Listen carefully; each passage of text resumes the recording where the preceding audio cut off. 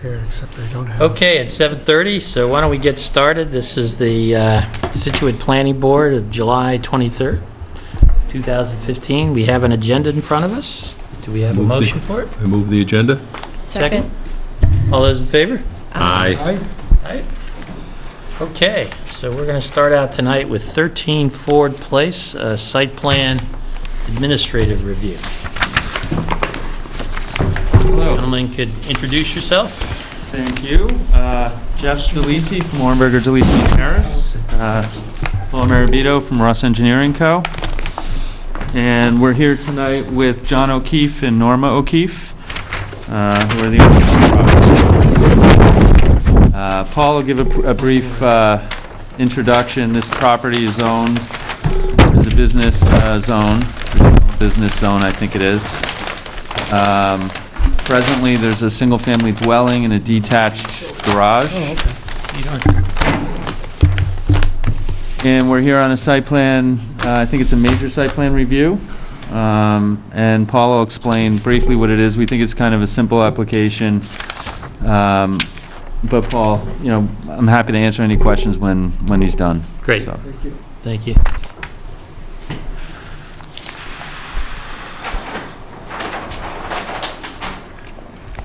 This first plan is the plan showing the existing conditions.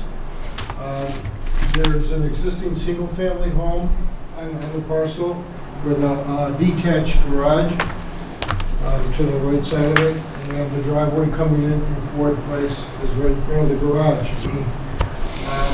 Going through the site is the Water Resource Protection District, which is this line here. And within that district, there is also a Zone A, which also encompasses the lower left-hand portion of the lot. The site is fairly open in the front. This line here is the edge of the existing woods line. The woods are fairly sparse. There's some trees in there, but it isn't that heavily wooded. The site itself contains 25,750 square feet. And the slope of the land slopes from the rear of the lot towards Ford Place. This is elevation 24, and out in this area here, it's elevation 23. This is 23. The site is fairly flat. These are two observation holes that we dug in anticipation of doing the stormwater design. No wetlands? Pardon? No wetlands? No. Okay. The soils out there were very sandy, very gravelly.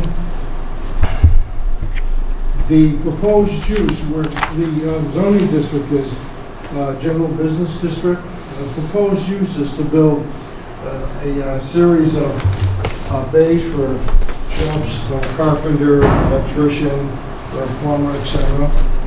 And this is the existing house, which in this drawing we show the garage being attached to it now, and then the bay is proposed to be attached to the house. The bays would come around this area here. We're proposing 24 parking spaces.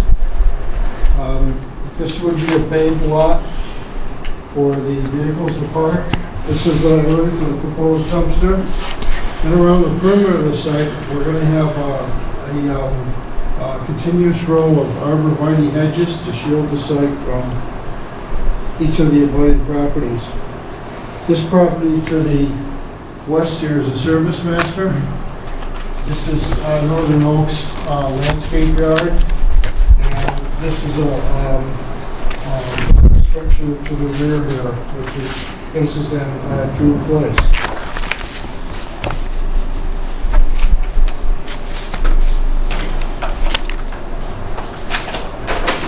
This is the stormwater system that we did design. This stormwater design does meet all the requirements for doing work in the Water Resource Protection District. The way the system would work is that the site's been graded so the water would flow into this area here, and it would flow into a forebay, which has a sand filter in it. The purpose of that is to treat the water in accordance with the regulations for doing work in this district. And then the water would eventually reach a drain manhole, and from there, the water would come down a pipe and it would go into these underground chambers and simply leach into the ground after it's been treated in the formulated a series of filters.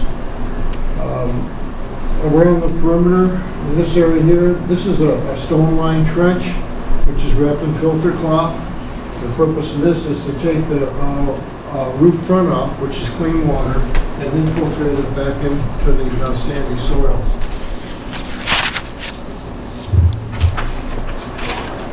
Then the rest of the drawings are a series of engineering details.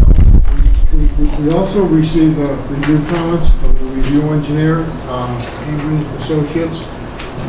We don't have any problems with them or issues. There's some housekeeping items they want us to take care of. They're asking for some more topo 50 feet beyond the perimeter site, which we can do with the permission of the owners.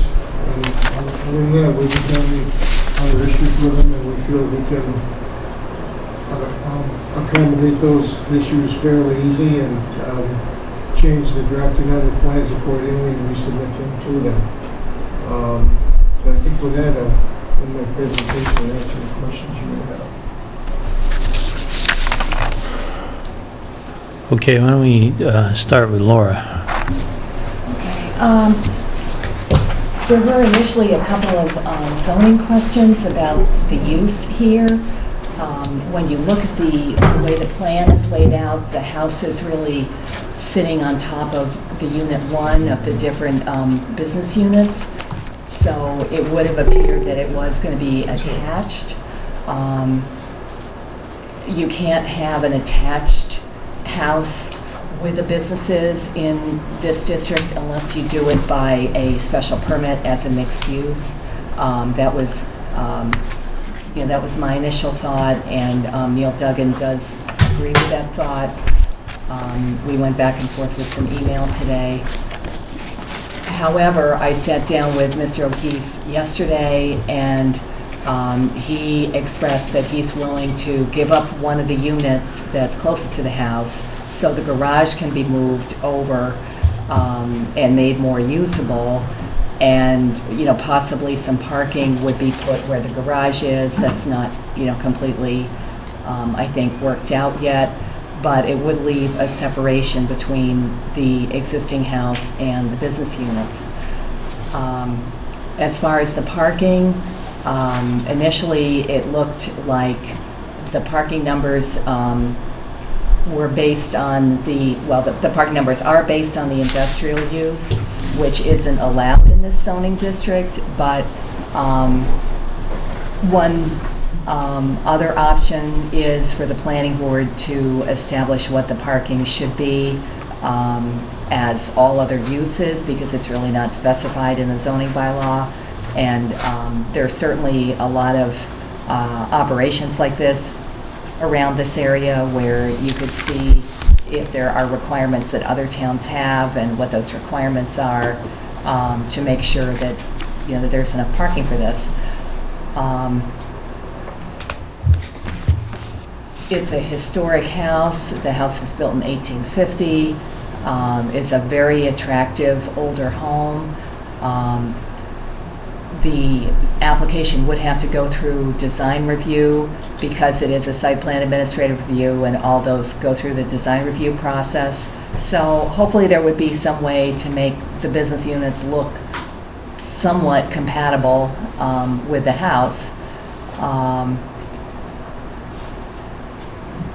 I think this would probably take up some of the demand in Scituate, since a lot of the industrial zone is kind of gone. When we got the train, that took away, a significant part of it, for example, and there really isn't a lot of room for these types of uses. On the other hand, it does seem like it's a little bit on the industrial side, but it's kind of borderline where you have other similar uses in this zoning district that the planning board has approved. So this location would kind of tuck it away out of the main thoroughfare of Country Way. When the nice lighting and the nice sidewalks were brought down Ford Place, I think the idea was to try to make that more residential and more retail, and I think, that would be great, but, the demand is what it is, and, I don't know that you can, really force that. So I think that's about all that I had. Thank you. They just respond is what our vision of the property is to have these units be used by local tradesmen for purposes pretty much of kind of intermittently, almost as their base, kind of going in and out, storing tools and equipment and so forth. What we've done is we've been talking to Neil Duggan and Laura. We've looked at this issue of whether the unit needs to be attached to the house or whether it should be detached to the house and so forth. And what we'd like to do is to file a revised plan, and it kind of similar to what Laura said, which would reduce the number of units from 6 to 5, and then to take the detached garage and to slide it to the back or the rear of the house, which I guess is easterly of the house, right, Yes. Paul? And that would enable us, reducing the number of units would enable us to attach the garage to the house, but to detach the house from the units. So we've made we'll make the structure a detached single-family dwelling, which I think is probably better for the site, and it's more harmonious with the read of the zoning bylaw. As far as the parking is concerned, we've tried to tackle that. I mean, I look at this site and I see a single-family dwelling, and it will be five units, and I see 24 parking spaces plus a garage. And personally, I think that's overkill. I have looked at other, the reason why we went in with the calculation of the need for one space per every 400 square feet of units is because the zoning bylaw doesn't actually have a category for off-street parking for this particular use, though the use is allowed in the zoning district. So we kind of went through the categories and said, well, what is the closest available category that we think this is? Certainly it's not a retail use or a restaurant use or an office use. But there was a category for light industrial, and we know it's not primarily a light industrial use, and there's also a category for warehousing. And we thought that maybe those were probably better suited to kind of the closest use that we could foresee here.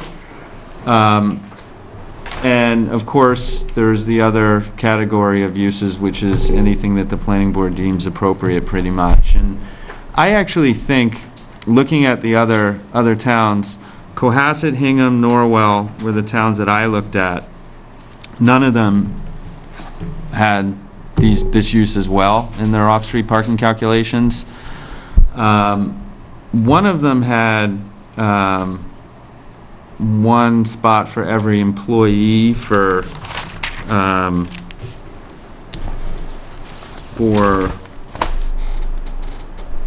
industrial/wholesale. And when I look at this, I think that, if the intention is basically to have these be, 5 different tradesmen storing things, I think 24 spaces is probably overkill. That's my opinion. And it might be more appropriately one space for every employee, which is pretty much for every unit. But I'll let that obviously be your decision. We've designed it as 1 per every 400 square feet of unit space, which, like I said, I think is overkill. What else? Was there a mixed-use comment, or? think he just covered that. Did I? Okay, great. So, and we recognize that we're probably going to have to go to design review if the board decides that that's what they want or what you want. So we know we still have to do that. Thank you. Yep. Let's get some board comments, Bob. Sure. Just for clarification, so these are going to be plumbers, electricians, all that, so I'm assuming there's going to be like a bay door and then a pedestrian door kind of thing? I know that there's going to be a bay door, and I'm not sure about a pedestrian door. I mean, I'm seeing the larger black lines and then, yeah. Yeah.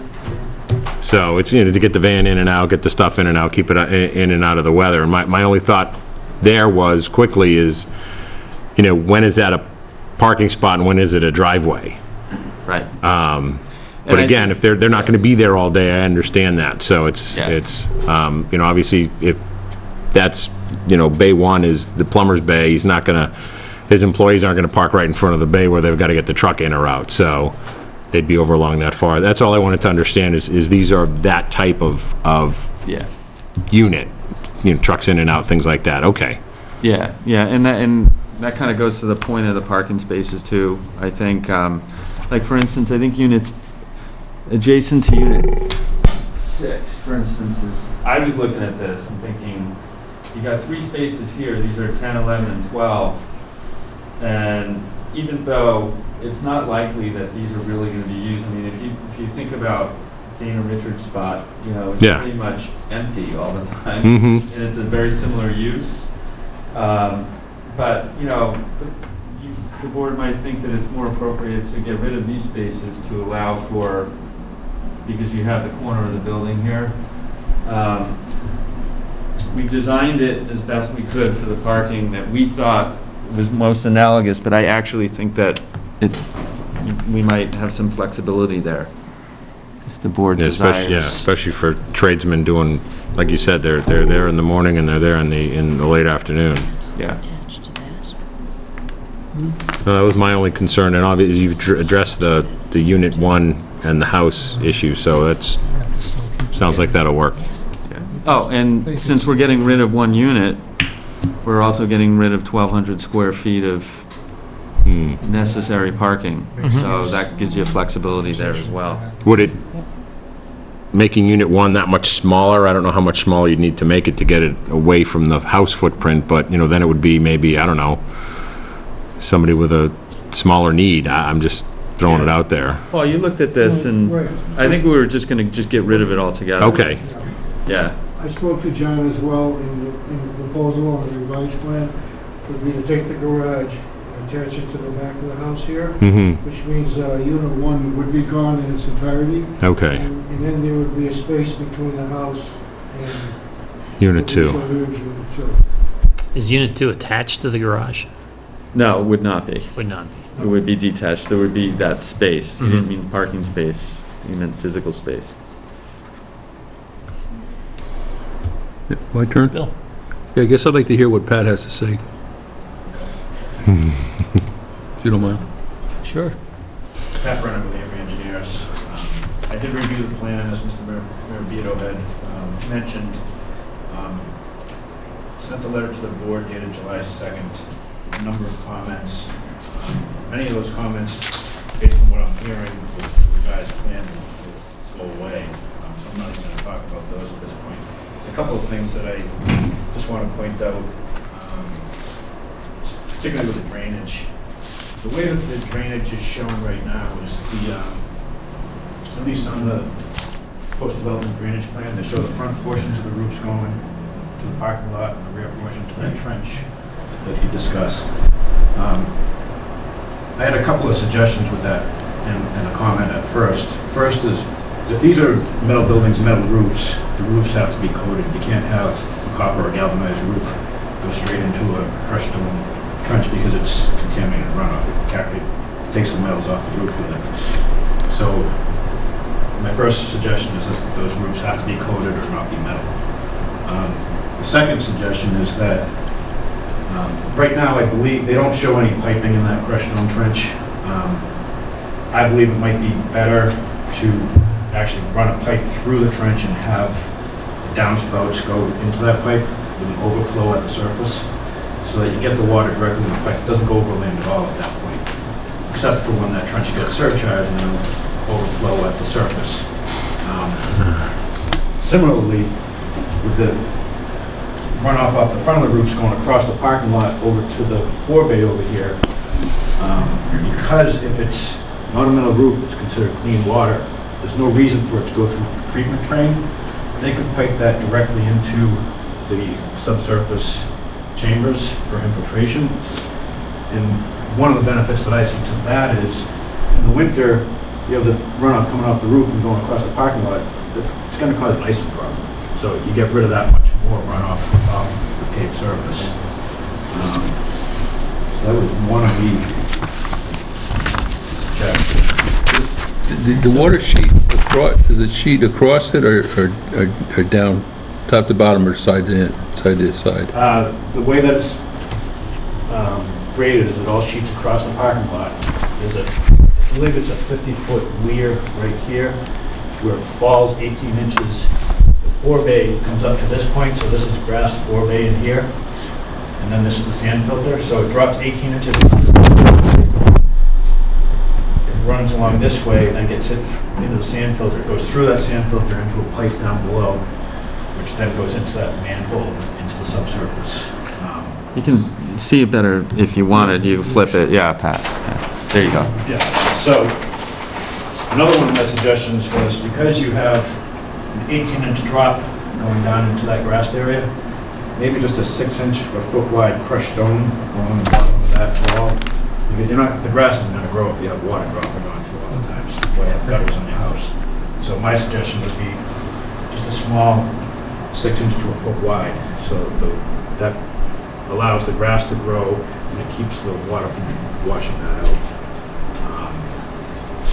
Runoff from the parking lot would still have to go into the forebay and be treated before it went into the... Correct. Yeah, this is just right along the bottom of the wall, right where it drops Right, into. and you're talking about roof runoff that might be piped, but parking lot runoff would still have to go... Yes, all of the parking lot runoff still goes through the forebay. Yeah, okay. The only thing that I'm suggesting be piped directly in is the roof runoff. Correct. So the roof runoff the pipe you're talking about in the perimeter is just a drainage pipe. It's not piped to anywhere. It's Yeah, the one, infiltration. this crushed stone trench that was pointed out, right now, that's just a crushed stone wrapped in filter fabric. So basically the water comes down, goes onto a splash pad, I assume, and then runs into the crushed stone trench. My suggestion was just to pipe it into the trench. It just gets it there quicker and it doesn't cause any, if you have frozen ground or the crushed stone at the surface gets silted up, you're getting into the ground at that point. And then again, with the front of the roofs, you can just pipe it directly over here. I just think it makes it for a safer site when you do that, because you don't have it running across the pavement in the winter. There are a number of other issues that I had, but they're small. Like Mr. Marabito said, a lot of them are kind of housekeeping items, which I believe with a revised plan will probably all be taken care of. So unless you have any other specific questions on the drainage or... Is there a maintenance plan required for drainage? Yeah, there is a maintenance plan. I had a couple of issues. The one issue with that, and the only issue was that with the sand filter, they didn't have any provision for weed control, and I just suggested that maintenance plan. Other than that, the maintenance plan was very well done. Did you have any comments or concerns about the Water Resources Protection District? No, not in this case, because they're actually recharging outside of the districts. And with the forebay and the sand filter, you're actually getting very good treatment through that.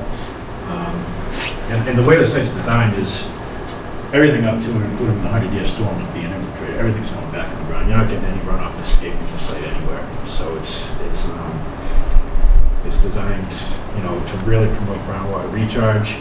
And anything from back here is with a non-metal roof, it's clean water. So anything that's getting into the Water Resource District is all clean water that's getting recharged. It's not coming from a paved surface. Super, thank you. The question on the uses that are going to be allowed in these, what are they, 5 units? How's that going to be controlled? That's not a question for you, I think it's a question. No, that's for the, It's a good question. Like any other use in the town of Scituate is controlled, I guess.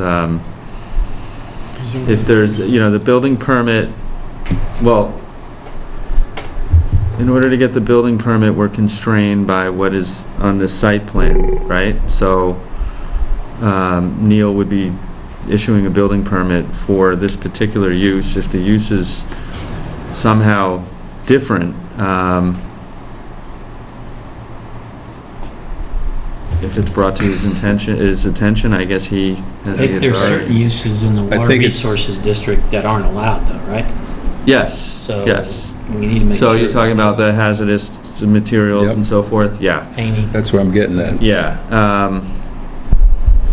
So we're going to have to make sure, I mean, I suppose from a legal standpoint, what I can do if you wanted a condition in the site plan would be to make sure that the leases preclude the uses that are precluded, so that we've informed our tenants and are making sure that they don't go above and beyond precluded uses. Yeah, well, I mean, I'm primarily concerned about chemicals that are be stored in there that the fire department would need to know of. Yep. Propane, that sort of thing. So what you're saying is that the 5 units would fall under the permitted uses for the district? Yeah. Now, how does this differ than what kind of the John Hallen operation? Well, I'm not sure, Paul, if you were involved with John Hallen. I was not personally, so. What I recall from John Hillen was, I believe he had some living units above it. Yeah, there are 2 residential units. Contractor bays. Yep. I think he's in there, and there's a roofing company. Other than that, I'm not familiar with what's. The interesting thing about it is not that I spend a lot of time driving by his property, but on occasion he has storage outside and he has trucks that are stored outside during non-working hours. Is that something you're going to have here? Honestly, we haven't thought about it, Bill. Well, it would impact your parking. Right. Yeah, no, the intention is not, the intention is not to leave trucks overnight. But If that's what you're asking. Are these individual units going to be leased to somebody? Is that the idea? Yes. So with it comes a parking space or dedicated parking space, or how does that work? It's all a question, we talked about it, and we talked about dedicating specific spots to the units, but we haven't fully decided yet. I think that makes it a better flow of the property to actually have dedicated spots, but, so it's likely that'll be the case, yeah. Yeah, that'll take care of me for a while. Bob? A couple of questions that have to do with the house. The intention, you said, was to keep that a single-family dwelling, Yeah, as opposed to apartments, for example. right. And I guess I have to ask Laura, is there a difference in our thinking about how this works if it's a single-family dwelling as opposed to apartments? Well, unless it's a mixed use with a special permit the way, you guys did recently for 50 Country Way, Right. then it needs 10,000 square feet for each family occupying the house. Right. So if you get, 2 families, I think you're okay, but if you went beyond that, you wouldn't have the land area. And I think Scituate's kind of unique and maybe encourages residential in the business district in that most towns will require that you can't use land occupied by businesses for your lot area. Right. But I couldn't find anything like that in the zoning bylaw. Okay. So, I'm sure Neil would have brought that up if that had been there. That was my next question, right, because the whole lot really doesn't accommodate much more than, it's 25,000 square feet, so if there's more than 2 units. Now, how have we viewed that on 50 Country Way? Because that has potentially 30 families living in it. Well, that's the mixed-use So special that's- permit at work, Okay. where you can have the 16 per 40,000 square feet, and it's, So in order- completely and- different kind of density. No, I understand that. And in order to cross into that zone, a special permit would be required for this project, if that Yeah. were the idea. Yeah. Okay. So the next question is then, are there any setback requirements? Now you've got residential next to business use or whatever that zoning is. Is there a separation requirement and a setback requirement? I was looking for those, and I should probably know the answer to that, but I don't. It's the open space. So you have to have an 8-foot side yard for dwellings and for other buildings, which they have, and 20 feet rear yard for dwellings, 8 for other buildings, which they have. So there isn't a lot that's required, and there does not seem to be a separation between, residential and commercial that's required. Okay, but even to achieve that 20 feet of rear yard, which I assume you got to consider the opposite side from Ford Place, Well, that's only for the house. That's yeah, only for the residential part. and the business part can go right to the The line? business can go 8 feet from the line. So there's 28 feet that we've just established needs to be between the house and the first unit. No, Well, I'm not sure how that's No. read. I No? don't think it's read that way. I think that's the property So- boundary to the Yeah. structure. Setbacks are measured from the property line. Should be, Right, and if the first unit has to set back 8 feet, and the house has to set back 20, first unit has to be 8 feet from the side yard, yeah, but the structure has to be, this is the rear setback line in this district for the structure. okay. This is the side yard. And where's the front? Side yard. The front yard is up here. Well, but there's a house there, Paul. There's a house here, right. Right, And behind it is where you live in a separate structure with 5 units. but can I use the land the house is sitting on as the front yard setback for my business use? Sure, Really? sure. The setback refers to setbacks from property lines for structures. This would all be on one parcel? Yes. This is all one parcel. Okay, I mean, I'm not trying to be obstructionist, I like the idea, don't get me wrong, which, okay. I think one other thing that might be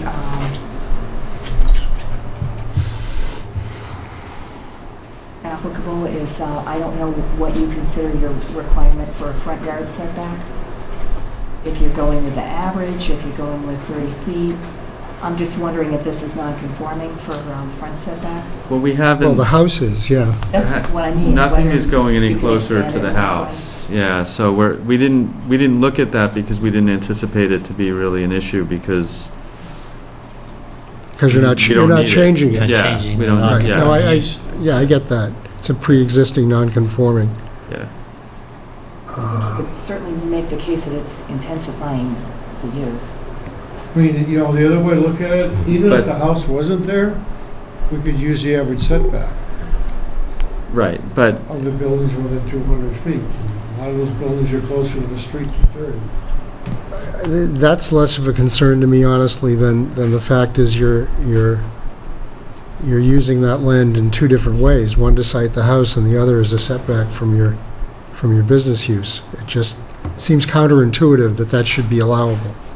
It may well be allowable, but it just doesn't seem to make sense to me. Some zoning bylaws specifically prohibit you from doing that. Yep, I couldn't find anything like that in Scituate. okay. we did have Neil look at the plan. He Yep. didn't raise that issue. Okay. Just quickly on the parking, and then I'll pass it on to Ann. I kind of agree with you that what the use is that I visualize here is more warehouse use and storage use than anything that would attract a lot of traffic. A contractor might have a couple of people working in there. He might possibly need a couple of spaces, but beyond that, it's not. I think you might even be able to go with the one, in my opinion, the one space per 600 square feet that's mentioned under warehousing. Okay, Ann? Just to follow up on what Bob was saying, if you move that garage and you attach it to the house, and because unit number 1, which you're going to get rid of, is currently overlapping the existing dwelling, will you have, using that existing garage, the necessary 8-foot setback from unit number 2? Because looking at that plan, it doesn't look as if you would. Well, I just want to make sure we're on the same page with setbacks. When we're talking setbacks under the Scituate zoning bylaw, and you can correct me if I'm wrong, Paul, but my understanding is that we're talking about setbacks from the structure to the property line, not from building to building or Right. use to use. There needs to be the garage is part of the residence, right? Yes. So does there not need to be 8 feet from that garage, which is part of the residence, to the commercial building? 8 feet?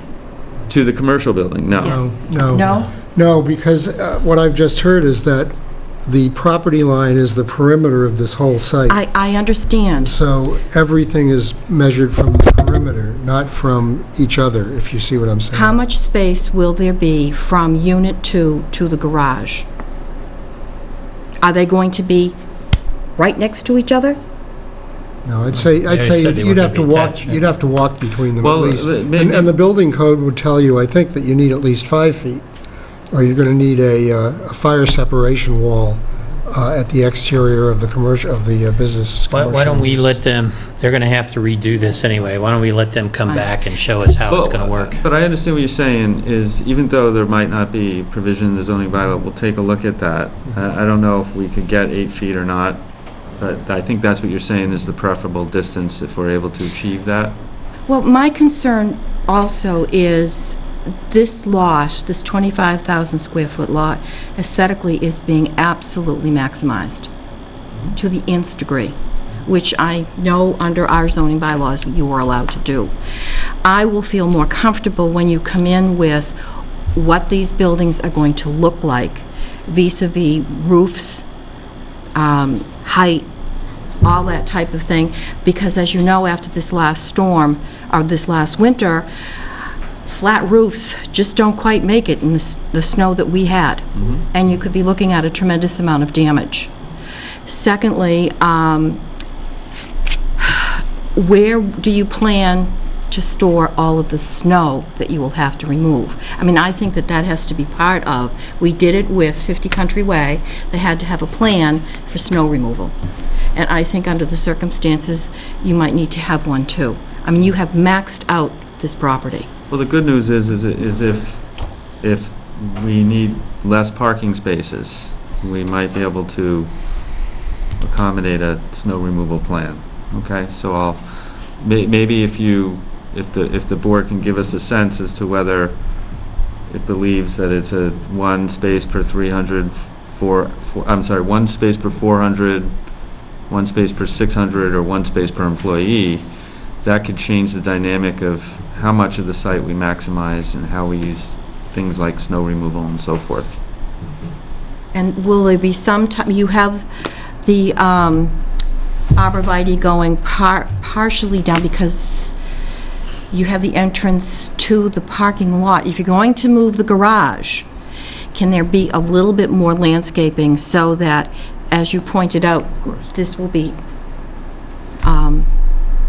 obscured from view? I'm sure we could Figure something out? look into something with that. Yeah, I was out at the site today and I was looking at it, and there's a beautiful red maple tree, like right here. Mhm. And I said to Paul, what can we do to, it's basically like right here. What can we do? You know, we'd be losing a parking space. And that goes into the whole conversation about parking. Because we, you know, recognizing the fact that there are residences also in this neighborhood as well. And we are looking into it because there's the issue of this structure that has to be here because your regulations require it for filtration and so forth. I'm not sure if we're going to be able to save that. We're actually looking into it, seeing if we can do something. And we'll also look into landscaping as well, especially in light of the fact that we're moving the garage. I notice in this as well that you will be connecting to the Scituate sewer system. Will you need to go before the sewer commissioners in order to get that approval? Are we currently sewered? Yeah. The house is sewered, but Right. there are 5 units that will have facilities, I'm sure. Will they? Will they have water and Oh, yeah. Yeah. they are? I mean, I it's, We'll have to check into that, absolutely. Doesn't parking become a moot point if it ends up that area's got to be paved anyway to provide access? The only difference is the designation of spots. Right, how many stripes you put. But it allows you to plan for something like storage for snow. Yeah. If we don't have to clear to allow for parking in those areas. I understand that, I'm just sitting there saying that if it's going to be paved, then the number of parking spaces becomes somewhat immaterial. What about deliveries? 10-wheelers, 18-wheelers?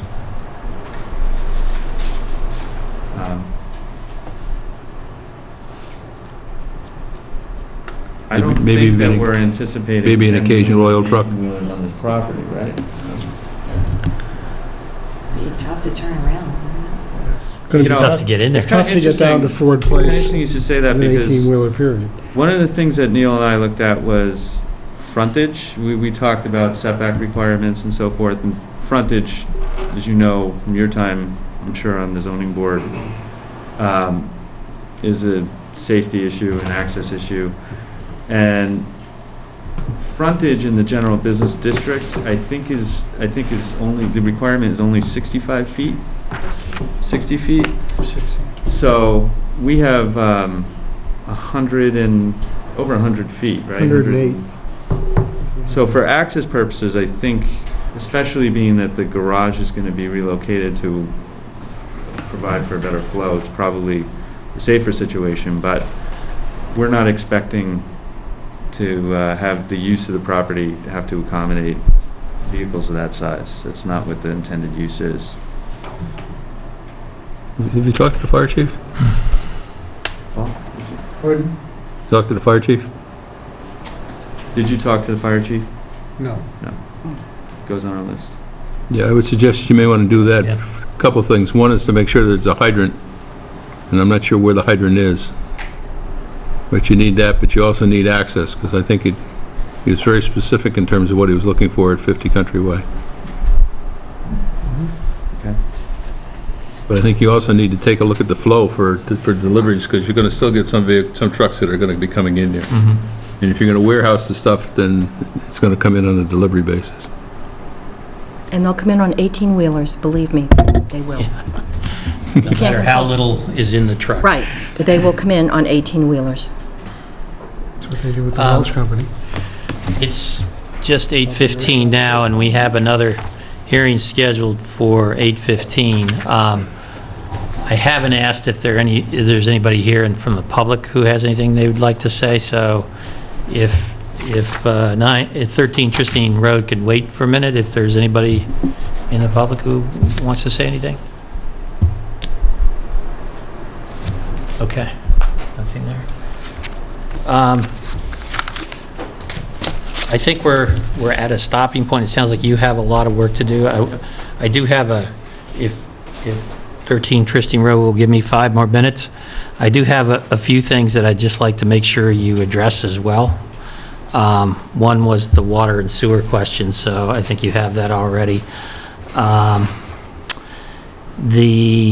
kind of lighting is anticipated here? Have you thought through that at all? Nope. Okay. Given that it's somewhat in a residential district, I guess I'd like to know how that's going to work. That also sort of ties into hours of operation. Is this a 24/7 kind of thing, or? No, it won't be 24/7. Okay. So we won't have, I mean, will people be here at 4 o'clock in the morning kind of thing? Correct. Stocking up, that you're ready to go kind of thing? Or is it going to be more like 7 o'clock in the morning? I just know it's not intended to be, around the clock, so Okay, we'll address that. I'll talk to the owners. okay. Kind of along with that, sort of the issue of noise, are there machines, equipment, anything like that, that would create sort of a nuisance noise problem for the neighbors? Not And anticipated. you're talking about shops, so I'm envisioning table saws and all kinds of things like that but I guess if you can give us a better idea of what's sort of anticipated here. Let's see. So I think that sort of covers my list. One other thing that I think you should sort of take a look at is the Water Resources Protection District. There are certain things in here that are prohibited, including things like painting. So your filings was sort of consistent with section 423S, which talked about shop of a carpenter, cabinet maker, electrician, job printer. If you look at what's in the Water Resources Protection District, that's not, printing isn't kind of an accepted Right. activity. Same thing with painting.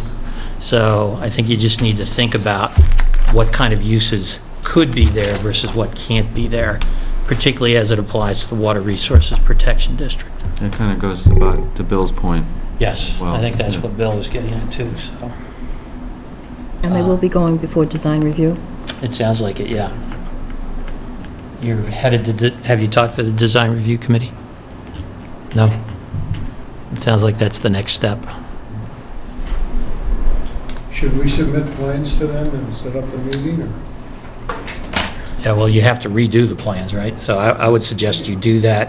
You might want to get there. You might want to get them first before you come redo. back here. Yeah, before you come back here. Yeah. I'll let you talk to them and sort of figure out the sequencing on that, but I think they will need to see some plans to be able to provide some thoughtful input. Okay, All right, great. Okay, Great. thank you very much. Yep. thank you all. We need Thank you. a motion. Oh, yes. You're requesting it. Yes, yeah. And, and it's coming up between middle school, the public safety complex, and probably the Conroy development coming in, so Laura, do you know how often the design review committee meets? basically once a month. August 11th is their next meeting. Yeah, so it looks to me with your schedule and the amount of work that needs to be looked into, we're probably looking at September. Mhm. What does that look like, Laura? That's completely empty right Okay. now, so you could come on at 7:30 if that's good. Yeah. Okay. so- All right. I move to accept the applicant's request to continue the public hearing for the major site plan review for 13 Ford Place until September 10th, 2015 at 7:30, and time for the planning board to take final action until September 30th, 2015. Made it easier. Just to All those see in if favor? anything changes. Aye. Thank you very much. Thank you. Thank you. Thank you.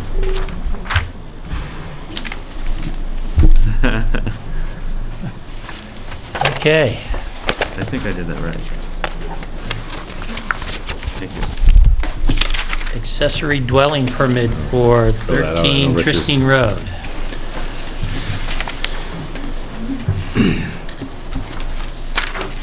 Brought my Richard voice tonight. Said I brought my Richard voice tonight. No, you're doing fine. All right. No. Good evening.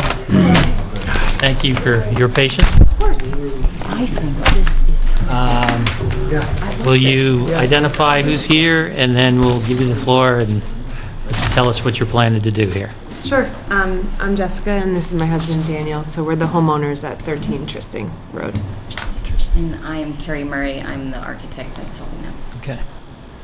This is the Stanley's old house? Yes. Yes. So we are looking to utilize the primary dwelling to add an accessory dwelling and in-law apartment on the premises. The current dwelling has 4 bedrooms. It has a 4-bedroom septic system. We're going to utilize one of the existing bedrooms as one of the accessory dwelling bedrooms. It will remain in its current location. It's a fully fit-out room, and we would be incorporating a bathroom into it.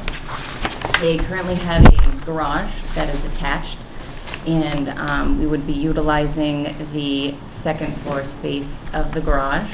The garage right now has a second level, it's just not a finished So that's existing, area. and this would be the new. So our proposal is to finish the second floor. It's, we submitted some plans, but it's generally like an open floor plan. It has a small kitchenette in it. We are going to utilize the existing footprint. We wouldn't have to pour any new foundation. We would not have to exceed any of the setbacks that are currently there. The way that it's situated now, it is a double corner lot, but the house currently does adhere to the 30-foot front yard setbacks from each of those front yards that it has. So it meets all zoning requirements. It meets the height requirement. We are hoping to match roughly the existing ridge line of the house, or not to exceed it, but it's roughly only 24 feet in height, so it doesn't go any higher than the laws allow it to. The entry is on the side of the house, of the main house. It's a little bit tucked away, so it's not overly visible from the front street. You enter, come up the stairs that are existing, however, they will be redone to meet code. The garage will be fire rated, and then the dwelling will present itself. So we've checked with the Board of Health, we've checked with a bunch of the different departments, and it didn't seem like we would have any issue complying with the requirements for the accessory dwelling. In terms of the square footage, you have 2 criteria. One is 40% of the primary dwelling unit square footage. The other one is 750 square feet. We're just above 750 square feet, but by the calculations, we took the primary dwelling, we minus the bedroom from the square footage, and then we still took 40% of that number. It's roughly 850 or 60 square feet. We will be below that number. So we would be able to meet the requirements in that respect. We're trying to keep within the existing contents of the neighborhood in terms of character, just everything will match the existing house, and hopefully it will look better, but almost look like nothing's really happened much. Great. It seemed like it was a pretty efficient use of space. They didn't require any kind of addition to do this. It's a little over the 750 square feet. It's about 780. That comes out to about 36% of the primary dwelling, so that's all set. The Board of Health has the plans. They're reviewing them. They have to approve it as far as the septic system, and basically it seemed very acceptable under your guidelines. The owner is going to be living there, and they have submitted a notarized affidavit that says that they're going to be, continuing to live there. Great. Bob? It was presented very well. I think I know the house. I think you can kind of see it from headed up Beaver Dam. I really don't. It's a different place. Oh, is it a different one? Off of Indian Trail. Oh, all right. I'm on the other side. Yeah. All right. I'm sorry. Different house. That house is nice too. Oh yeah. I know exactly where it is. Okay. No, I really don't have any real questions. No concerns. No, I think it just fits in exactly what the bylaw should be. Mm-hmm. Robert? Fine with me, looks good. And? This is the way it should be. This is absolutely the way it should be. Yeah. And what we are looking for with an accessory apartment. And you did a tremendous job, Oh, thank you. really. Very nice of you to say. So I have no problems with this at all. Okay. Very nicely done. It's great how it integrates in with the rest of the house. So I think it's well done, and I support everybody else's comments here, too. So, do we have a motion? We do. This does have all the usual suspects for the standard conditions, but we are putting those on an agenda in about 2 agendas away, so we can Condense get them that and done. say, you know, All right, standard conditions usual. plus, or... here we go. Yeah. This will take longer than, Then What we just did, exactly. I move to make the following findings of fact. 1, according to the Town of Situate's assessor's records, the property at 13 Tristing Road is owned by Jessica L. Renahan and Daniel Abar. The property is located in the residential R2 zoning district on a lot of 22,910 square feet. 2, on June 29th, 2015, Jessica Renahan, Abar, and Daniel Abar applied for a special permit for an accessory dwelling within a single-family home. It says on property, on the property at 13 Tristing Road. 3, according to the plan, the floor area of the primary dwelling is 2,158 square feet.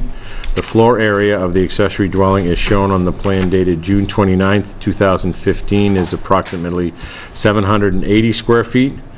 The floor area of the accessory is 36% of the floor area of the primary dwelling. It is less than the maximum of 40% and meets the size requirements of bylaw 530.2F of the zoning bylaws for accessory dwellings. I shouldn't improvise. 4, the accessory dwelling has 1 bedroom. It is contained within the primary dwelling and is subordinate to the primary dwelling. 5, the plan shows the dwelling to have a paved existing driveway. This appears adequate to provide 2 parking spaces for the accessory dwelling and ample parking for the primary dwelling. 6, the applicants have submitted a signed notarized statement that they will live on the property. The special permit will be recorded. Any future new owner will need to file an affidavit with the planning board that he or she occupies the property. 7, the property has a septic system that has been reviewed by the Board of Health. 8, 1 accessory dwelling unit is contained on the lot in a single-family house. It will be a separate housekeeping unit. 9, and I think there are no new exterior stairs. We're just going to update the ones that are there. Do I have that right? Yeah. Well, they're not exterior, but Right, there's a they're new set of stairs. that Okay. are contained within the building. There are no new exterior stairs. 10, the application meets the standards of Scituate zoning bylaw for an accessory dwelling special permit. I move to approve the special permit for... I'm sorry. I move the findings of fact as read. All those in favor? Aye.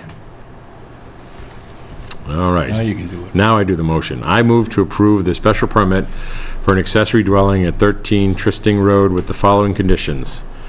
1, the applicant shall meet all requirements of the Building Department, Board of Health, Department of Public Works, Fire Department, Water Department, and other town agencies.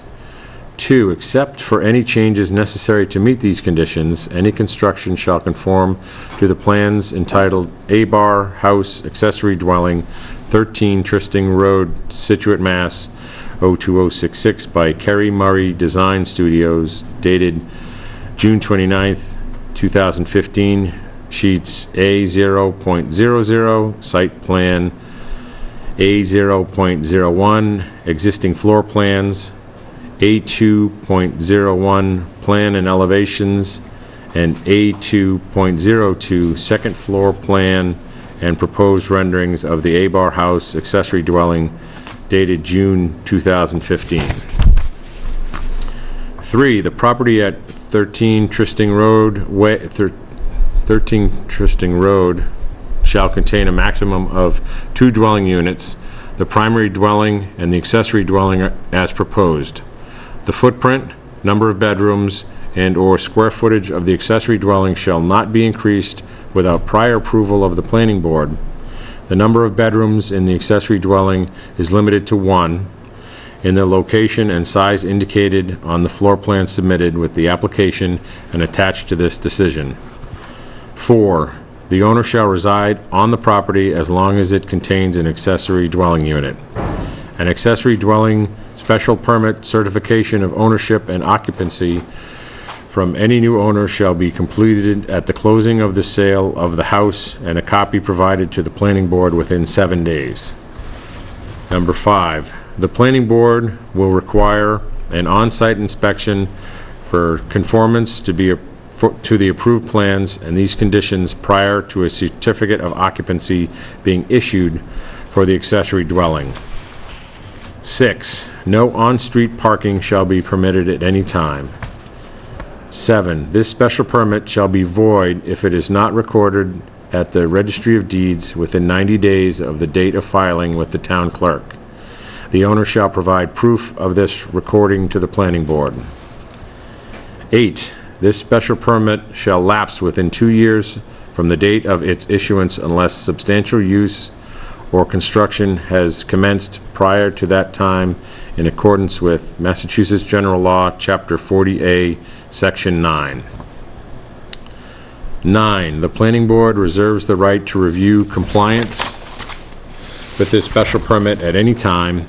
At the request of the planning board, an affidavit shall be provided that either the primary or accessory unit is owner occupied. 10, at transfer of ownership of the property, a new affidavit that the owner resides on the property shall be provided to the planning board within 7 days of the closing of the sale of the house. 11, this special permit shall terminate if the use is not in accordance with this decision and its conditions. Second? Second. Any discussion? All those in favor? Aye. You're all set. Thank you Fantastic. very much for your time. Thank you. What happened to Peter? Sure, so What just happened to sign it and Peter? we'll pass it. How many Where do did we the need? Stanleys go? I think they went to an Okay. assisted living facility in Oh, is that Marshfield. right? Oh, Yeah. But both of them were in pretty good health when we. that's good. Good luck. Thank you. Thank you very much. Thank you.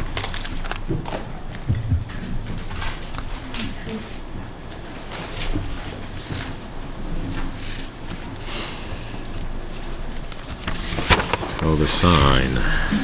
My time. Uh-oh.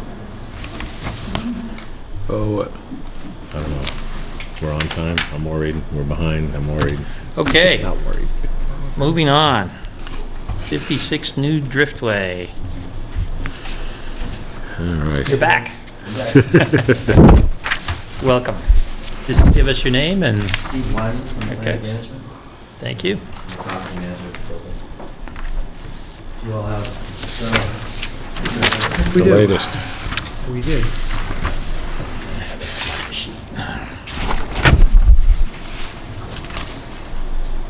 also have a packet to this other Oh.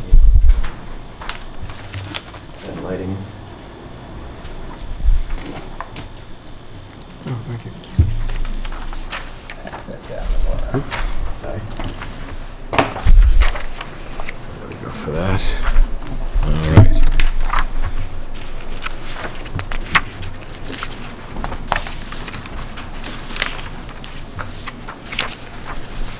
Okay, fill us in on where you are.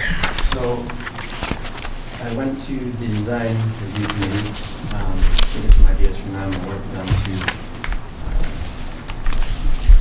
to try and redesign the sign to fit in better with the other signs in the area, and basically, we put the gateway to Scituate Harbor, and to try and keep that, the look, that stretch into the harbor. What we've come up with is reusing the existing sign, because it's a really nice sign, giving it a facelift, raising it up and just adding a panel below, with the tenant names. So I had my design company actually go through a few different plans, and I shared that with the design review committee for their input. I met with them again last week.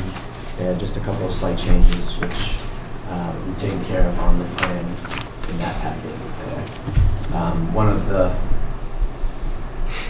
One of the changes they wanted to see was the border around the bottom sign. They wanted it to be the same thickness as the top sign, so it would look symmetrical.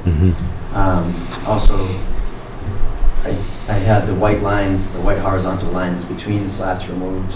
I'm not sure if they were really intending to have the lines there. I think it was just kind of showing you that it was separate slats for each tenant. So that you won't see any of those lines. It'll look like a solid surface.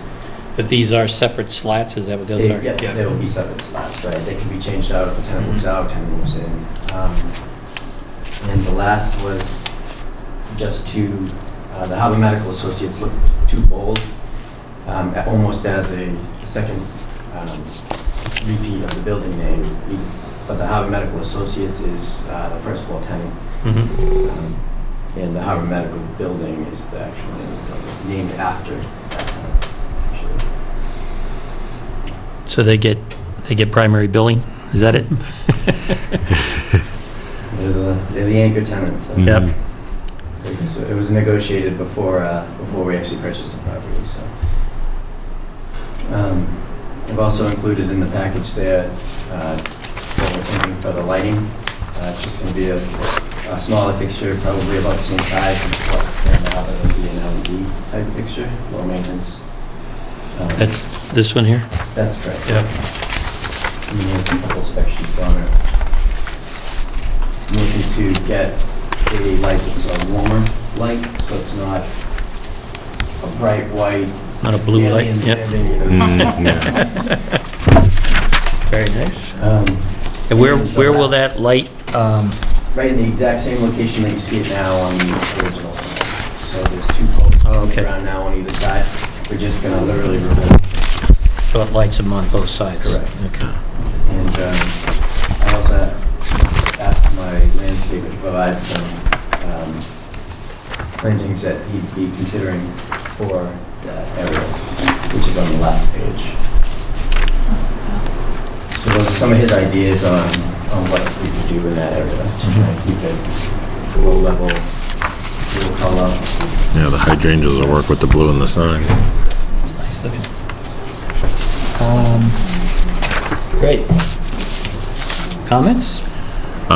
Just so I understand, the granite posts are staying and all we're doing is kind of extending and elevating the... Correct. All right. Yep. That's what it looked like. I just wanted to make sure. So we're, Everything's just shifting out. like you said, so we just can put a panel below. more of a facelift. No, I like it. And we're giving the sign a facelift, doing the medical blue, Mhm. go along with the medical theme, because it's all kinds of medical tenants in the building. Excellent. No, I think that's simple and effective. Yes, actually, it looks really good. Got it. What's that? You said you got it. Thank you. Very nicely done. This is the role model for the next ones. Yeah, exactly right. Can we retroactive it for some other of the businesses that are already there? I had two comments, minor. One is that I thought, when I looked at this, that the Harbor Medical, in fact, the whole list of tenants should be shifted down one slot. Okay. Because right now, it looks like it's jammed at the top unnecessarily. Mhm. You know, if it were kind of more evenly spaced in that area. Yeah, right, actually, when we put the panels in, I'll be able to put Yeah, like an it extra would be, panel above. yeah, exactly. And then once, Simple thing to you know, do. there are some And if you days- fill it up, then you fill it up. Then you, yeah, Right. exactly. Yeah, so I Exactly can right. always do that, put that extra panel up top, and then there's vacant space in the building, so as we fill the building. I think- Yeah, understood. But when you start out, if that's the list of tenants, I thought it would look better shifted down one line. Yeah, certainly. Just sort of centered in there, yeah. Hit the space button.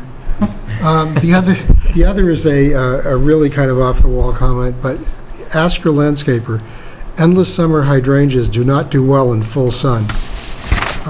Any hot day or any very sunny day, this thing is just going to go, I know, because I have some. Oh, There's other kinds of hydrangeas that do much better in full sun. Okay.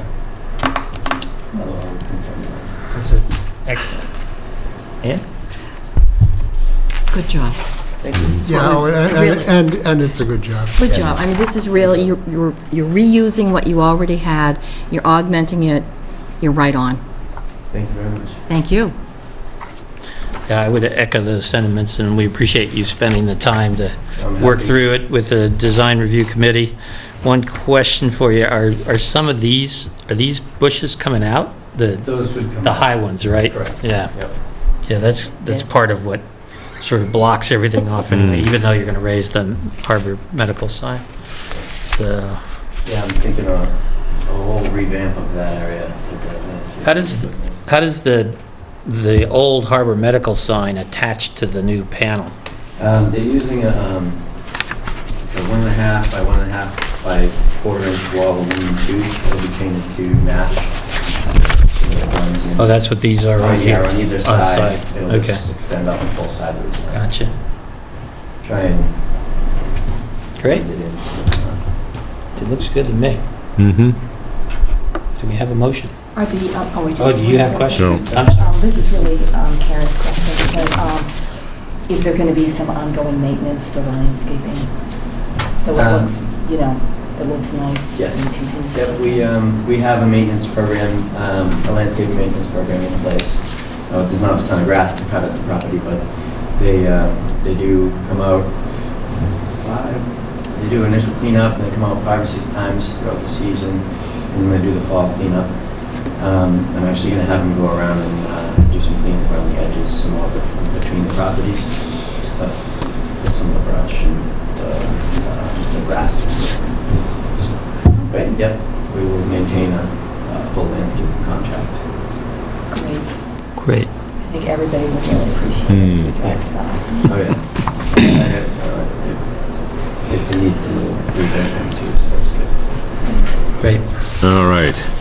I move to approve the sign for 56 New Driftway as shown as revision 9 by Boston Building Wraps Incorporated, dated July 21st, 2015, for Atlantic Management, and attached to this approval with the removable panels shifted down 1 slot and a more sun-tolerant hydrangea provided in place of the endless summer hydrangea. I'm telling you, Really? you'll be happy you did it. History's gonna look at this and sit there and say, what a group. Second? We have a second? Second. All those in favor? Aye. Consider it done. You got it. Thanks Thank a you. lot. Very much. Good job. Thank you. Nice. Have a great night. Thank you.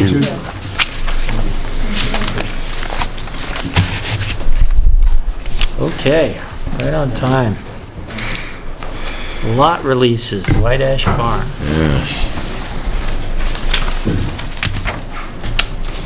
Where was that? Gentlemen? Good evening. Gregory Morse Engineering, the property owner and developer Doug Sheeran. We're requesting lot releases at White Ash Farm. This is the 3-lot open space subdivision we did at 305 Country Way. To date, the site, the majority of the grading has been done for the road. The road has been paved. All of the utilities have been installed, enough to provide adequate and safe access to the 3 lots that are out there. There is outstanding work to be done. We provided estimates for that work. The majority of the work, the estimates that we provided, there's the installation of the fence to protect the tributary area. There are some landscaping requirements along that fence. There were some landscape requirements up along Country Way. The total of those, plus some additional items that Pat Brennan of Amory Engineers reviewed at his on-site meeting today, total around $58,000 in total. We'd be looking to provide a cash account to cover that for the release of the lots. Okay. Pat went out there today and sent us a report around the middle of the day, and a lot's been done out there, but there still are some significant things left to do. I think one of the largest ones is that the detention basin grading really isn't complete yet. There's some, the whole bottom has to be kind of graded. And loam and seed there, and loaming and seeding along the road right away, and, a number of things. So some of the things that Pat found were in the estimates. The others, I think we may have everything all together. We got about, a lot of different emails during the week, and then, one right at the end. But everything was happening really near the end of the day, and Pat did not have a chance to look at these last, the last email about the estimate for the trash rack and the bounds in the as-built plan. So there's all of that, and then there's a 10% maintenance guarantee, and then a 10% margin of error, and an amount for inflation over a 5-year period, just in case something doesn't get done, which also comes to about 10%. So adding all that in together, it came in a little over $75,000. But I think if you're gonna vote the lot releases, I think that's up to you, but one thing you might want to really take into account is some of these subdivisions that we've had recently where the detention basin isn't really quite done yet. It just seems like, once you get it scooped out, then you can start, having some issues with it. That is what the maintenance guarantee is supposed to cover. So I think there's a little bit of a risk there, but this is a much smaller subdivision than some of those other ones, so it may be worth it to just go with it. The other thing is, I think if you do vote it, you should make it contingent on Amory approving the final estimate and on us, getting the surety in a form acceptable to the town treasurer and so on. So I think you can do this with a few caveats. So the establishment of that final number would depend on you, Pat, and of course the owner's sort of concurrence to arrive at, it's something like 75,000, but that's not the actual number that you'd end up with, perhaps? I don't know. Is that what we're saying?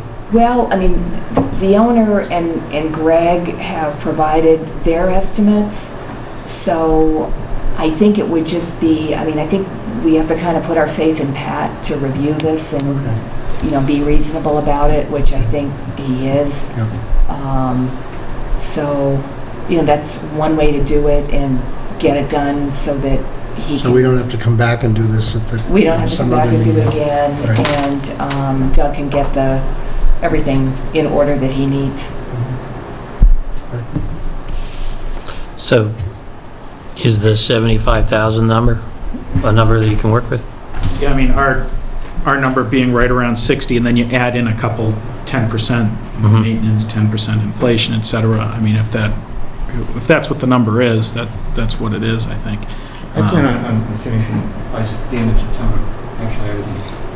Home and seed, landscape, road, fence, everything.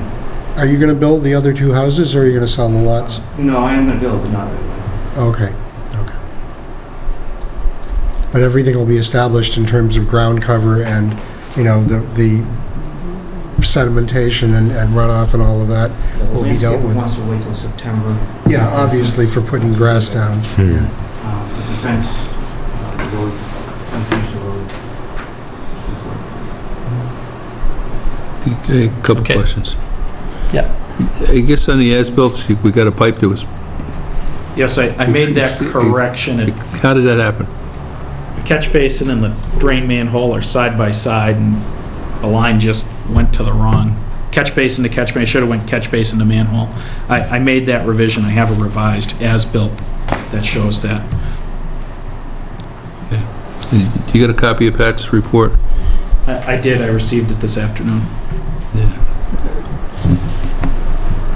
How many of those things can you do in, say, a week? Or 2 weeks?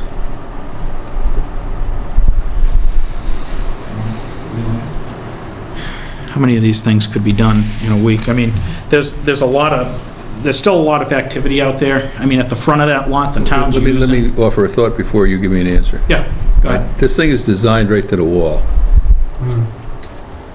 Right, and I want to make sure that it's there, because once it's built, I'm not going to have a chance to get it built correctly. What's the question? So the question becomes is, what I'd like to do is have the minimum amount of things that I have open, that I have to condition. So if I looked at Pat's list, there's, what have I got, 14? 3, 6, 9, 11? Plus the detention basin, 12. Sure. One of which you've already corrected because you redrew the line. So you're down to 11. You know, the trash rack would be an easy fix, the spillway is an easy fix, the loam and seed and landscaping throughout the site. You know, right now is not an ideal time to be growing grass. Planting trees along Country Way, right now the town is utilizing the front of this property as part of their water main project, their stockpile storage area. Can't do the tree work at this time. So, I mean, the detention basin work itself, aside from growing grass, could be done within the next 2 weeks. The landscaping, you know, you want to wait until September, most likely. I think the only thing that can't be done in the next 2 weeks is the paving, the landscape and the fence. The final paving. Yeah, and the landscape and the fence. Everything else can be done. It's not a lot. And we'll get it done. We'll start tomorrow, actually. So how long is the negotiation going to take between you, Pat, and Doug and Greg? Well, I don't know that it's a negotiation. I mean, It's a confirmation, right, in the number. yeah, whatever Okay. Pat says, I'm just going to go with that, rather than try to negotiate anything. So is that a week? I imagine Pat could do it in a couple days.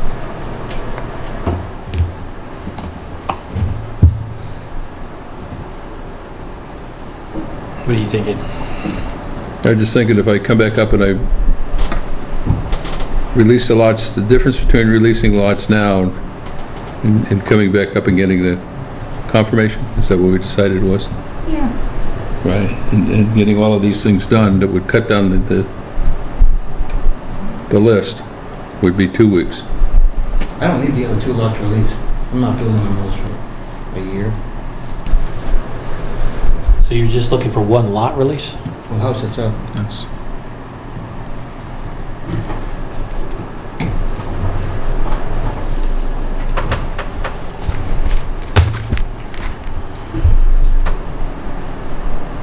Are you concerned about the detention basin and the Yeah. grading? Well, that sounds like that's something that can be Trash rack. done in a relatively short Seeding. amount of Yeah. time. I mean, just continue this and hang on. But I don't want to continue it. I mean, if I can condition it, if it's a month problem or a 3-week problem, then I'd probably go along with conditioning it. If it's a week problem, then I'm tempted to sit there and say, let's hold off on it and do it at the next meeting. That way there, I've got a lot of this stuff done. And the punch list is done. Well, except for all the landscaping. Yeah, but I mean, that's not unrealistic to expect that. Yeah, Well, the paving too, right? yeah. Yeah. Yeah, some of the big ticket items. You're not going to want to see the detention basin now, right? Our next meeting's the 13th, August 13th, yeah. which is going That's to be, packed. nah, we don't want to do it then. Wait. I think we should do it now, even if we need to condition it. Pushing it down the road doesn't seem to do much. I mean, I agree with Bill, it would be good to have as much cleaned up as possible, but the 13th is going to be our joint meeting with the Conservation Commission over at the high school, right? Right. And that's going to be pretty well, packed, and so now we're talking a month, and it doesn't seem like waiting a month is particularly, it's certainly not what Doug wants, and probably Okay. not And if I great. get- At least just the one lot. And if I'm releasing just the one lot, then Well, Yeah, that's, there's yeah, yeah, Let's do that. exactly right. Okay. I bow to your pressure. I'm What do you sorry. think, Ann? I'll go with the flow. All right. Sure. Ready? I think we're Yeah. ready. So did you get which lot are we releasing? Lot Three. number? Lot 3. Three? Yeah. Three. Yeah. Okay. Yep, I think so. All right. I move to accept Morse Engineering Company Incorporated's request on behalf of Douglas E. Sharon to release Lot 3 of White Ash Farm, definitive flexible open space plan approved by the board on May 14th, 2014, from the covenant recorded November 3rd, 2014, in the Plymouth County Registry of Deeds in Book 44908, page 102, provided the cash surety in the amount of, Oh, in the amount acceptable to Armory Engineers be provided to the planning board to secure the performance of the remaining work, and Armory Engineers verifies that the size, capacity, and location of the drainage basin is per the plan, and that the town planner holds the lot releases until the money is deposited in an account approved by the town treasurer and proof furnished to the town planner of the deposit along with the recorded lot releases. Second? Okay, any discussion? All those in favor? Aye. Opposed? Thank you. Okay. Thank you both. Go where you're headed. All right.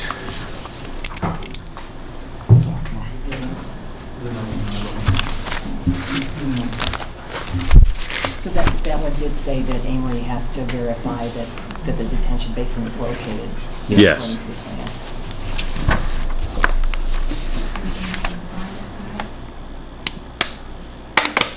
It's for lots 1 through 3, right?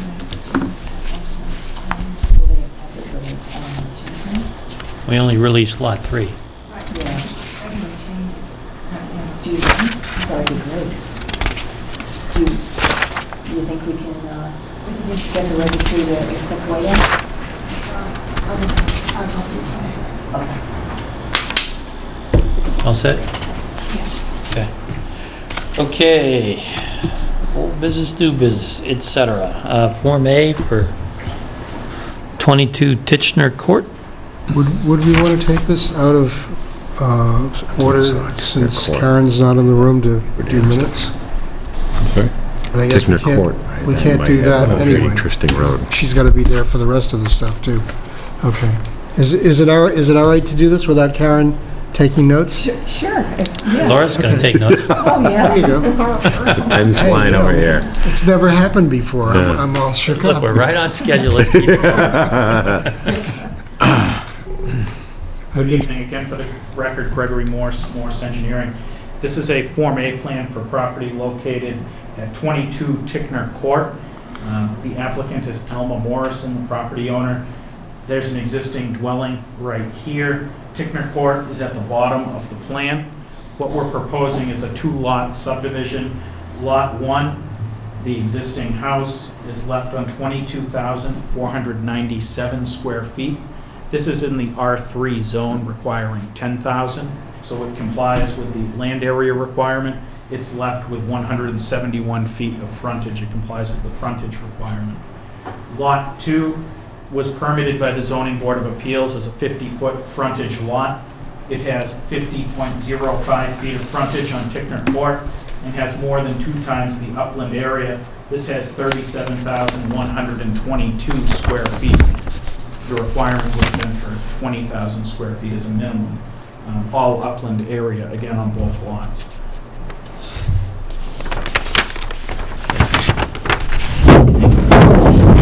A 30-foot frontage lot, which the owner has applied to the zoning board for approval, and I believe it's been approved.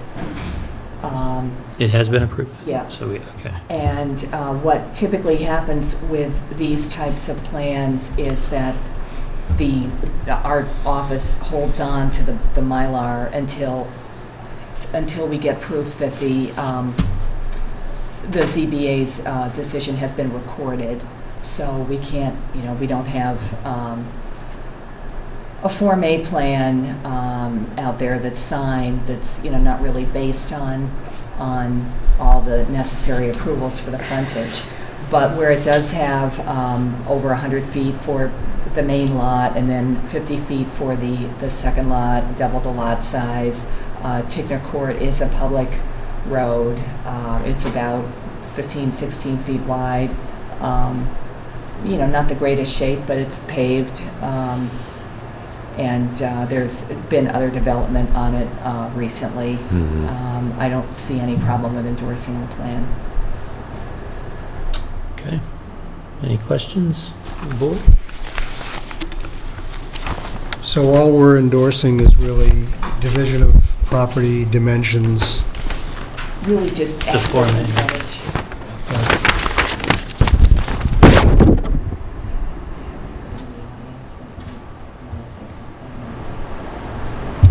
Is there somebody here?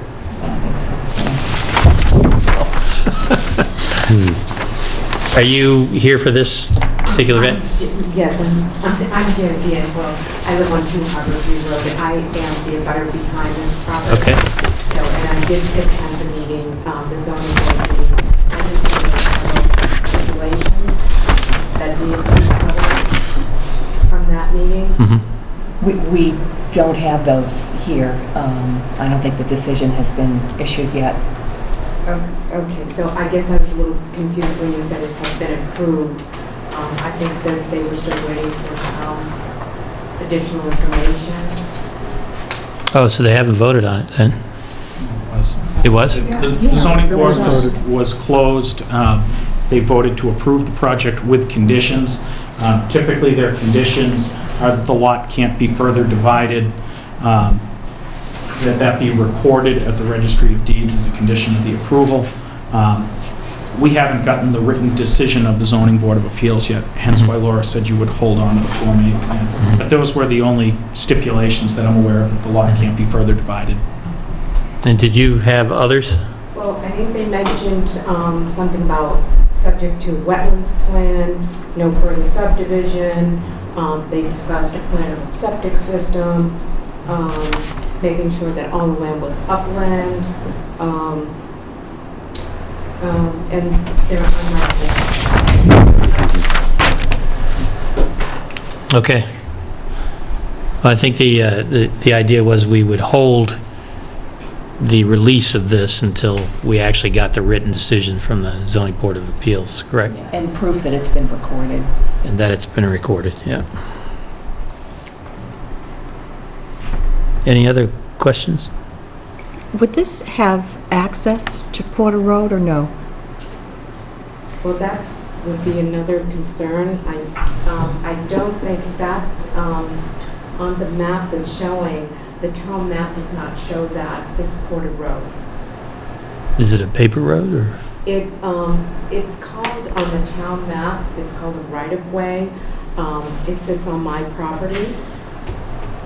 It's not a public So it's road not though, right? Porter Road per se. Porter Road extends further down. We're not proposing access to Porter Road. I don't know if the property owner has any rights to that right-of-way or not. All of our access is proposed off of Tickner Court. Our frontage is on Tickner Court.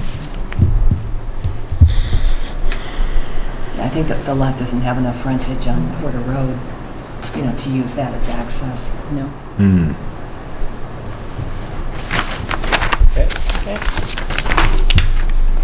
Do we have a motion? What's that? Oh, thank you.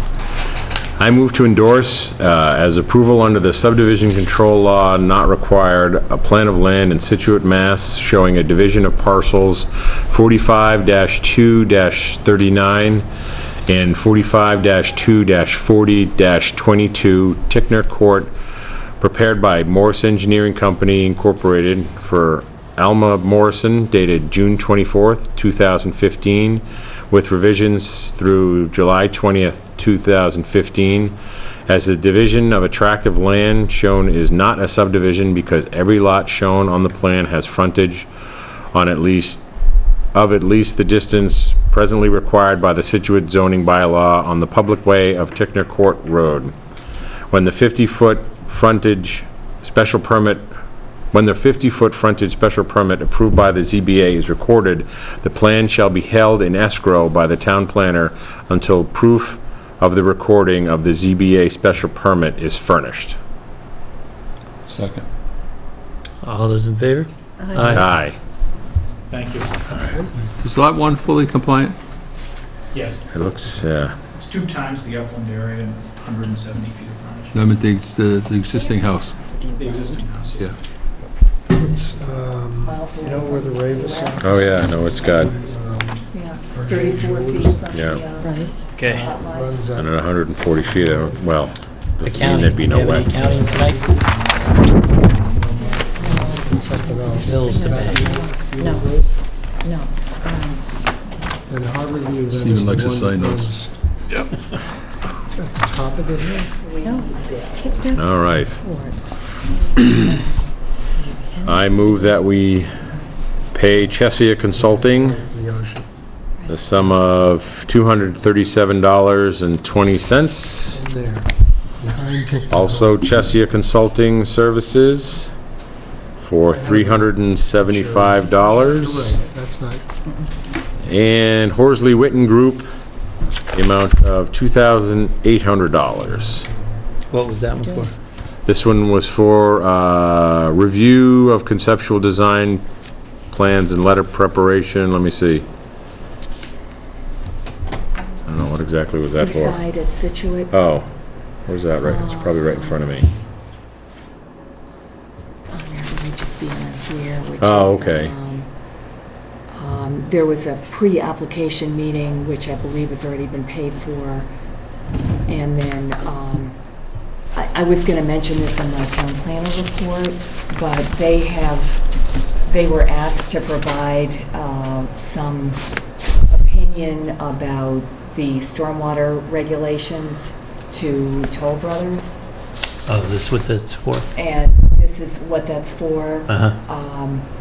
As soon as they actually get their letter, we all like finalize that letter, you'll certainly get a copy of it.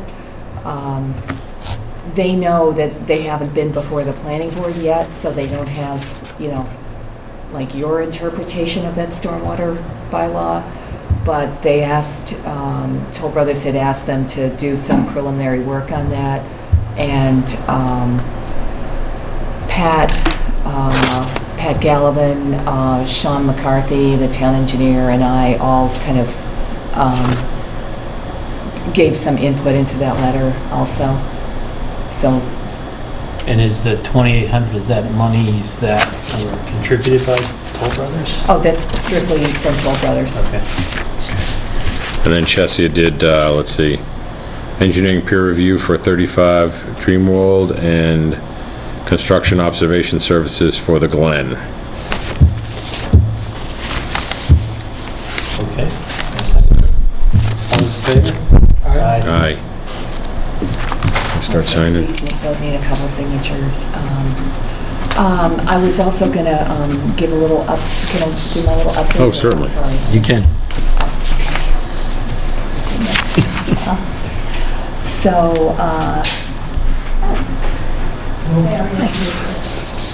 this is Ray DeRoche, who's involved with the 22 Ticknet Court property, who I happen to know, but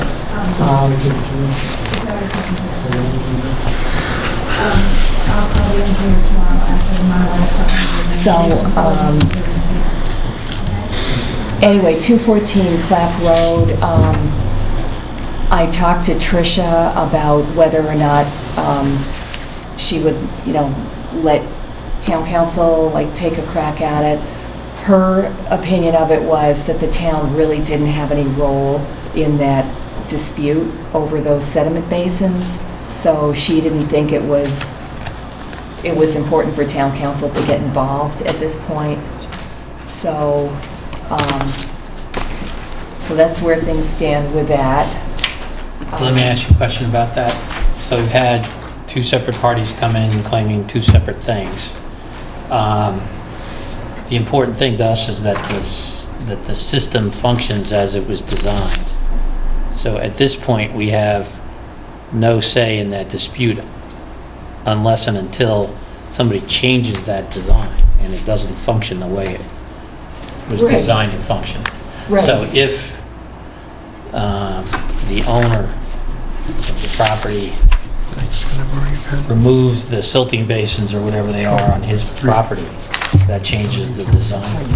And at that point, we're in it. Well, you had the... Well, I think he's going to have to propose a modification to the plan to take those silting basins out and do something else.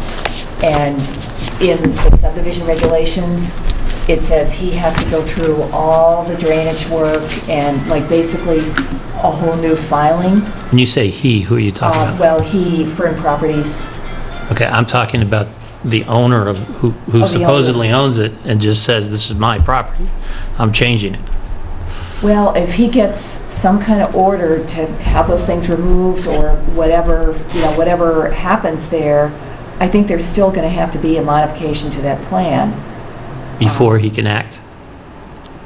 I would think so, yeah, and certainly before he can get any building permits, because you're not going to have, lots that comply with a plan that was approved. I mean, the plan that was approved had those 2 sediment basins on it in approximately the locations where they were built. Right. And if someone decides, oh, those things have to come out, then they have to redesign the drainage. They can't just take them out and let the water go all over the place. So, Okay, that's what I want to make sure of, because if the property owner who owns that says they were put there illegally, he can't take unilateral action to have it removed? well, if he can, I think the whole subdivision is like, Right. I just want to make sure that we know before a modification to the Yeah. actual physical drainage Yeah. happens. The owner's on the Conservation Commission, so chances are Yeah. that wouldn't happen. I think this, if a modification came in, then that modification would have to be reviewed all over again with a peer review and all the engineering and all the drainage calculations and some provision for where that stormwater was going to go. So if they decided, okay, we're going to, pipe it over somewhere else, they'd have to show that on a plan and have that reviewed. And I'm sure, we would want to make sure that, the easements were there and everything that was absolutely necessary was there. And so the request that's been made by the other property owner to cease and desist using them Yeah. is not one that we can honor. Not, I think that has to be worked out one way or the other. Okay, I I mean, it's want to make putting- sure we know where we're obligated to act. Yeah, I think we're not obligated to act. If they come in with a modification, then we're obligated to act on that. You're obligated to act on it. That's what I'm saying. Can the other property owner come in with a proposed modification to his land? I think he's going to have to do all the engineering to show, how that stormwater would be handled. And then, then you all review it. He would put up the money for the peer review and all the Okay. fees and everything else. I think we're dressed on the sideline waiting to go to the game. I just want to make sure we're not obligated to act one way or another here. Well, that was what she said. She's the boss, so hopefully, that's all going to play out right. Okay. I think it should. Also, at 214 Clap, I did go out and look at what's going on with the stormwater, and those basins on the opposite side of Clap Road are pretty dry. One of them still has some water in it. The other one's basically completely dry. The one in front of the house has quite a bit of water in it, and that water's being pumped out towards the back of the property. Apparently, somebody is unplugging the pump, but that's something I told the owner, you got to work something out so they can't get at the plug or something, That's, really important that those pumps keep going. And in Probably the, makes a lot of noise. well, I thought it might be noise, but I don't know what the reasoning is. It's more noise at night. Yeah. Yeah, It's night When noise. everything's- Yeah, exactly. Right, and... Everything's quiet. Right, and that can be exceedingly annoying. Yeah, when you're trying to sleep. All right, and this so thing's let me see if I understand this. The basin that's closest to the street in front of the house, on the left-hand side of the driveway, Yeah, still has water in it, and they're pumping it out? Is that what you're saying? yeah, they've been pumping that out Okay. for a long Isn't- time. Isn't that water theoretically supposed to go across the street into those illegal catch basins to go into the South Swamp?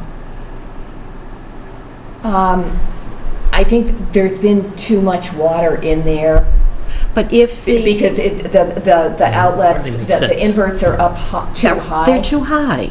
Well, no, they're only intended to work in, like a severe flood situation. They're not intended to work all the time. It's intended to infiltrate. But it's not infiltrating. It's more than that. It's that they're trying to get the water out so they can plant the plants in the bottom of it. Right. And it was It's supposed to just have too some wet. water in it all the time, Yeah, it's right? supposed to have water in it, actually. But until the plants are Rain. established, Established to use the it water. doesn't really wick out as much water as it's supposed to. The plants are serving that- the purpose of getting rid of some of the water, but you can't plant the plants because there's too much water there now. Yeah, that's true. And there are a lot of new plants there. They're looking pretty good. There are some that are not looking so good, and I've let Joe Iantusca know about those. In the back, there's a temporary sediment basin that definitely has too much water in it, and that's the one that he needs to clean out, and that we just need to keep putting pressure on him to clean that out. But that's the So- temporary construction base. That's the temporary one, but it's still Not the got... one way back. What's the one way back look like? Yeah, Well, 'cause that- the other one is dry. Oh, it is? The other one's Didn't they dry have a with problem the track through it. Yeah, okay. Yeah, that one's dried out, but the temporary one has a good amount of water in it. I Doesn't thought look that back great. one was the one that had problem infiltrating, but so that's completely dried now? Well, the one that had the problem infiltrating is the temporary sediment basin. That's the one, the construction one.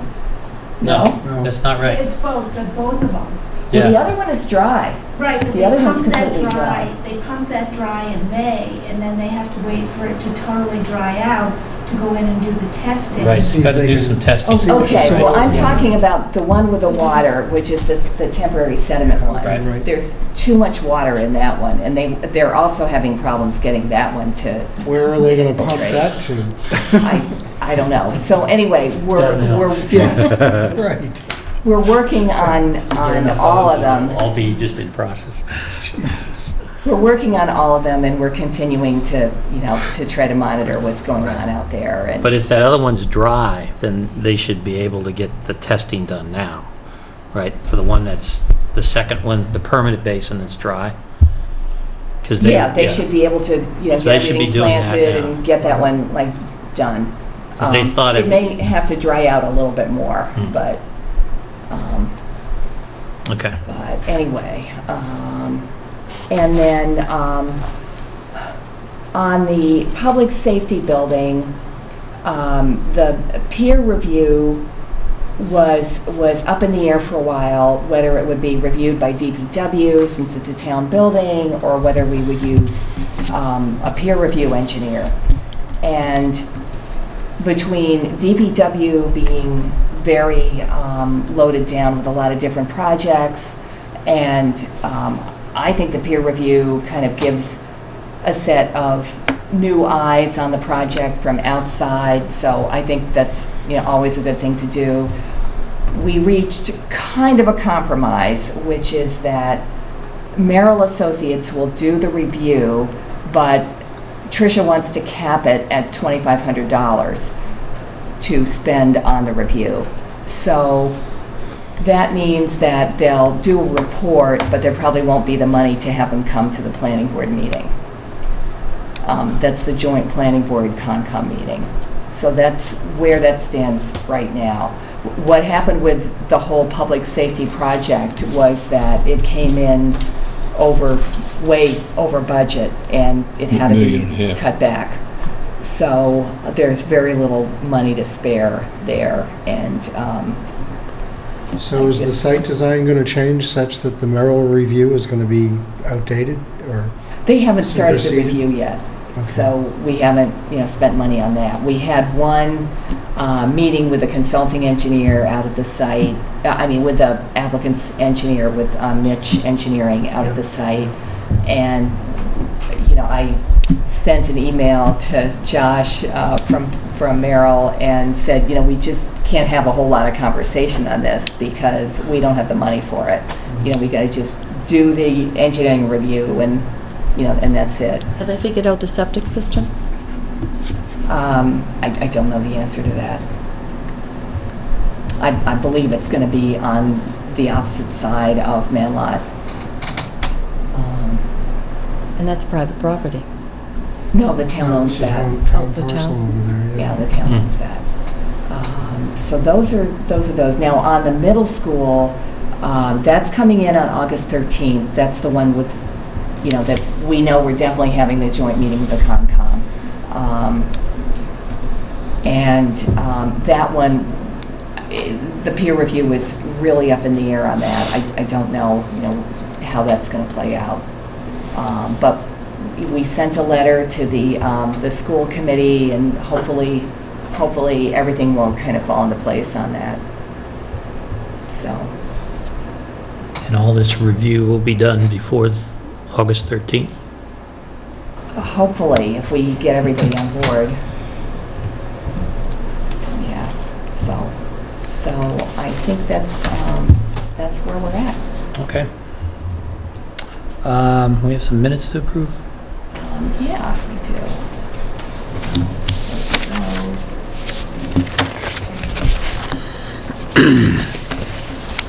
All right, I move... You don't have to read all of the minutes. No, thank goodness. I was just going to read the dates. Thanks for scaring me. I move to approve the minutes for Scituate Planning Board meeting on June 11th, 2015. The minutes for Scituate Planning Board meeting on June 25th, 2015. And the minutes for the Scituate Planning Board meeting on July 9th, 2015. Is it the same what you emailed out? Second. All those in favor? Aye. Any liaison reports? Design Review Committee liaison, just in general, the public safety and middle school have both been before the Design Review Committee at recent meetings, and were commented on, but nothing, was really major, and got general approval and concurrence. I do understand the public safety meetings, public safety facility is undergoing a redesign based on the estimate coming in above the budget. So I don't know if the DRC is going to have another crack at it with the new design or not, but I think they're probably pretty satisfied that we've done, that the architects have done a decent job. And the same thing on the middle school. It didn't get too deep, but it was a positive meeting, there's no question. Great. May I ask a question? Will the public safety building still look as good as the original plan? I have no way of answering that. I don't know. I haven't seen, it looked that good when it came before the Design Review Committee, which is the last time I saw it.